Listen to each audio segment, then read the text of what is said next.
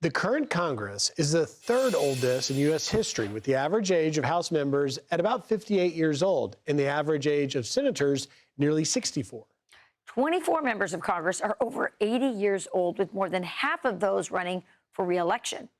But is it time for those congressional elders to retire? Let's bring in Mark Bednar, former communications director for Speaker McCarthy. And Mark, is there a problem with having so many octogenarians in Congress? Well, good morning, guys. You know, to one degree, the fact that Americans are getting older, that's due to modern medicine, the MAHA movement, improved technology, et cetera. But there's another side to that. You know, what the country saw with 4 years of the media and Democrats lying about Joe Biden, that was a national disgrace. It was absolutely a travesty. And you know that even Democrats recognize this as a problem now, because they all clamored over themselves to try to take credit for getting Biden out of the race. So there is definitely a national conversation that we need to have right now. Is that about term limits? Here's some polling on that, by the way. The majority of Americans support term limits for federal elected officials. 76% of Democrats, 82% of Republicans. I'm not a big fan of term limits. I think anybody should be able to run. Is this more a problem, Mark, of like family members, sometimes spouses like Jill Biden, who just want power and aren't willing to tell the truth to their spouse, and say, or maybe don't even love their spouse enough to want them to stay home and take care of them? Yeah, they want to keep them in Washington, keep them away. Well, the problem is with, you know, it's not just age is a number sometimes. To a degree, President Trump is 79 years old, yet he can run circles around anyone in Washington. And even when he's calling people late at night, they actually have to pretend that they're awake to take his phone call. True. So he's nonstop. He's a hard worker, and his mind is always moving.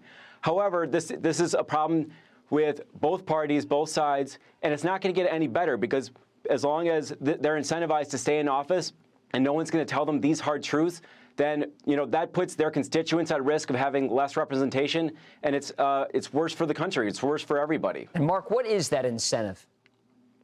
Well, there's what Rachel's point was, is that sometimes you have perverse incentives of family members or people around them who are clinging to power themselves. Obviously, we saw Hunter Biden wanted Joe to stay in the race because he was eventually going to get a pardon from him.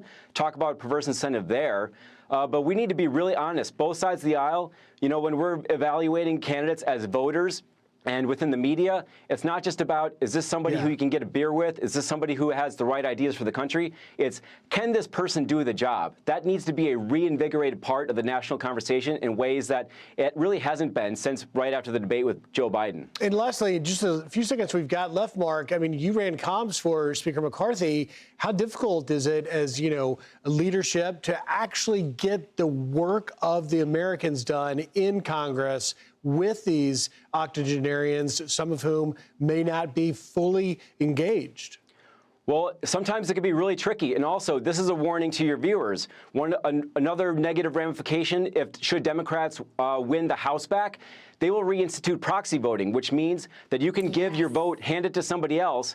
So if you're over 80 years old and you're not really with it, you don't even have to show up in Washington anymore, but somebody else can vote for you. So that's a big problem just to have on the horizon here. Mark, you just hit it on the head. You are a former staffer. I think the American people would be shocked if they knew how much of legislation and what goes on in Congress is done by staffers and not actual congressmen. It's a great That's why I don't have hair anymore. There you go. Well, we've got you, though, coming on. Mark Bednar, great insight, as always. Have a good day. Awesome stuff, Mark. Thanks for joining us. Click here to subscribe to the Fox News YouTube page to catch our hottest interviews and most compelling analysis. You won't get it anywhere else.